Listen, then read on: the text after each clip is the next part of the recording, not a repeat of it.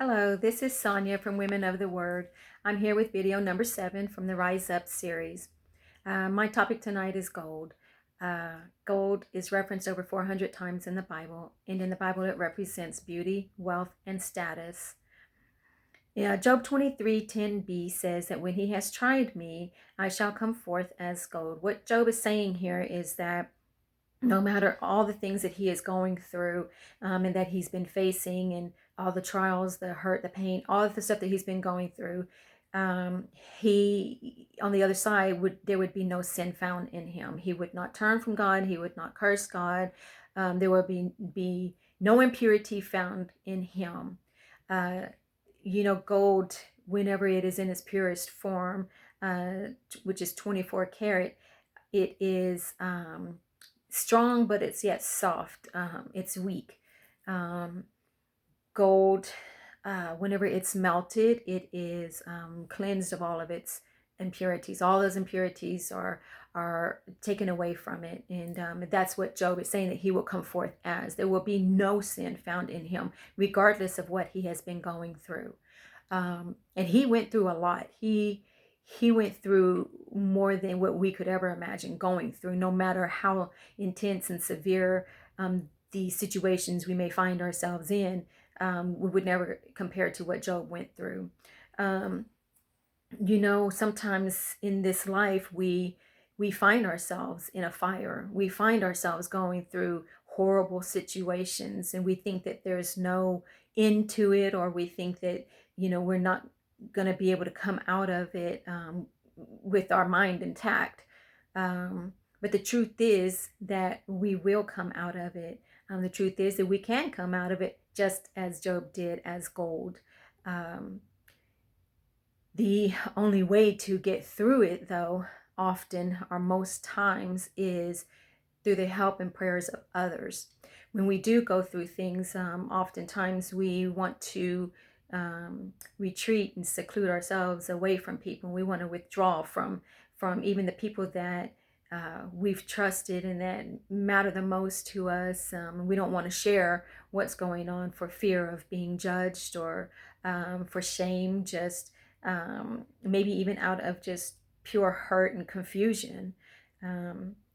You see, 32 years ago, I met a young man who entered my life, and then 23 years ago, I married that young man. Things, other than our typical ups and downs in a marriage, things were good. We were happy, or so I thought, because on April 25th of this year, 2020, in the middle of the pandemic, that man, my husband, decided that he wanted to do life alone for a while. He wanted to process life on his own. And so he decided to move out of our home. He decided that he was going to find his own place, and that he would, figure life out on his own now. We have kids together that were all now pretty much grown. At that time, our last baby was 17. He's now 18. And he assured me that this was just for separation. It was not a divorce.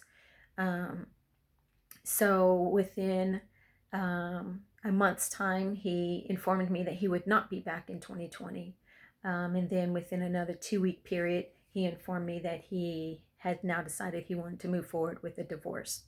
I was completely blindsided by all of this. I had no idea that this was going to that this was going to happen, that this was even something that was being considered on his part. It's definitely something that I did not want, and was not in agreement with. When he told me that he had decided that he was going to leave, I could only do one thing, and that was run to my closet and lay in my floor and cry.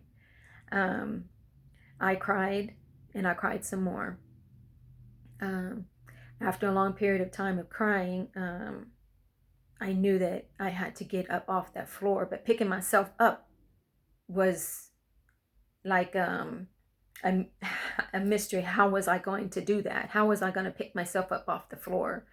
But through the grace of God, I was able to. I picked myself up off that floor. Although physically I picked myself up, I left myself there mentally and emotionally on that floor.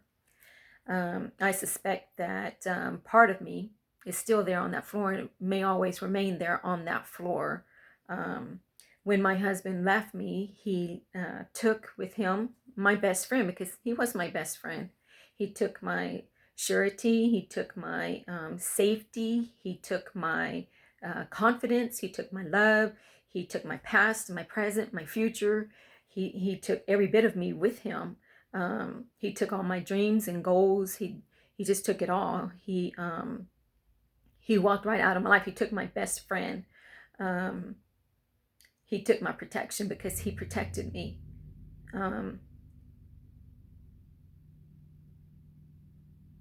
So I was left there to figure life out on my own. From his words, I needed to just figure it out. You're a strong woman, Sonia. You're smart.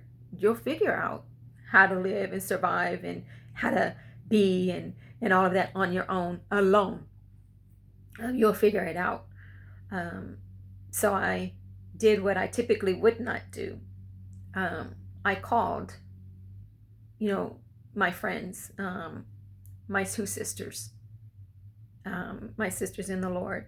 I knew that they would be able to pray for me because I felt I could not pray correctly at that time, and that I would not be able to hear from God because of my, mindset or my situation that I was in. So they did. They prayed for me. I also then went to another couple who was very important in my past, and I sought guidance because I didn't know what to do, and I sought guidance from them. And so anyways, getting through this situation has been possible only because I shared with someone else. I stepped outside of myself and I sought the help of others.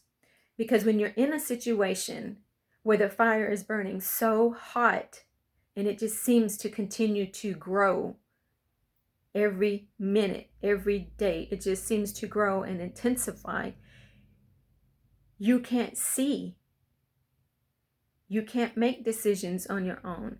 You need the help of someone who is clear-minded enough to engage the right tools. That's where we fall short when we do find ourselves going through a fire. We don't want the help. We don't want to be vulnerable enough to share of what's going on. And that is a trick of the enemy. That is exactly what the devil wants us to do. He wants us to run and hide and seclude ourselves so that the only word we hear or the only voice we hear is our own voice, which ends up being his voice inside of our head. And we play right into his hands when we do that. That is something we cannot do. That is something that, as hard as it is, we have to refrain from doing. We have to look for the help and the guidance of others, someone we trust or someone that we feel confident in to help guide us.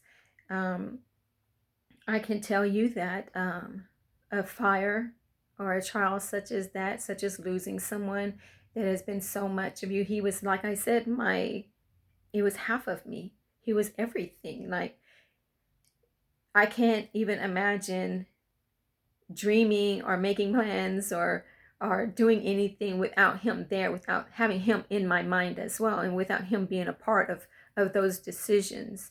I do know that when we do go through these things, because this was something that I didn't choose. This was not a choice of mine. I'm not going through this because it's something because of a choice that I made. I'm going through this because of a choice that he made, which is someone else's choice. So since I didn't make this choice, and even whenever we do make choices that take us in these directions or that throw us into a fire, God will see us through it. He has to hold true to his word. He has to hold true to who he is. And so he will bring us out of it. and he will be with us every step of the way. Gold comes in like many different colors. I didn't know that gold came in green and pink, and I knew rose, but not like red and black. I didn't know gold could actually come in those shades. But gold, like I said before, in its purest form of 24 karat yellow gold is weak. Gold mixed with other metals such as silver and copper and zinc and others, it becomes stronger.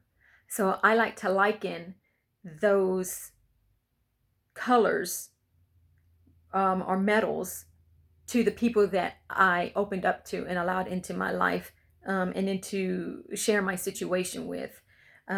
They strengthened me. Their prayers strengthened me. I also don't know what the outcome of this is going to be, what I'm going to look like when this is all said and done. I don't know what anyone would look like. I can tell you, though, that you nor me will never be the same. We will not look the same. The scars that we get from things like this run very, very deep. I do know, though, that there's beauty in scars. And I know that our scars can be used for others. I do know that I am so thankful for the people that I've allowed into my situation to share my situation with me. I'm thankful to God that I didn't turn and that I stood firm as Job did. I've prayed for a pure heart and for to continue to be a godly Christian woman, and that is what God has done. He has not taken his hand off me. I've been peaceful about it. I remember one of the ladies that I shared with, she said, "Baby, I'm praying for you, and I'm praying for peace." And I was like, "Peace? Why are you praying for peace? Like, that's not what I'm needing, I don't think." But I kept wondering why I was being prayed for peace, why she was seeking for God's peace over me. And I know now it's because his peace is where our strength is. I want you to be encouraged that if you are going through something, maybe the same thing, maybe something different, but you feel like you're in a fire and it's just no end to it and it's intensifying, I want to encourage you to seek advice and seek the love and the prayers from someone else. Share it. Don't hold it. Share it. Because a lot of peace for me came from just knowing that someone was on the other side and someone cared, hearing their voice, their words of encouragement, knowing that someone was praying for me, is what's helped get me through this. I thank you for listening, and I pray that you have been blessed by this message.